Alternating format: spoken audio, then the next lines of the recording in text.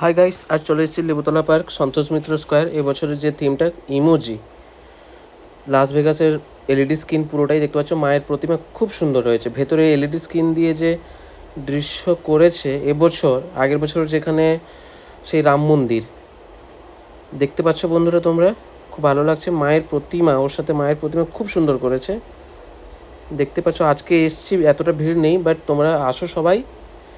আজকে জাস্ট ভিড় নেই বলে এই যে বাবলগুলো দেখতে পাচ্ছ, এগুলো জাস্ট স্কিন টাচ হলেই, যেখানে টাচ হবে জাস্ট একটা স্মোকি বেরোবে। খুব অসাধারণ, খুব অসাধারণ ভিতরে। তার সাথে সাথে এত মন কেড়েছে বাইরে ইমোজিটা।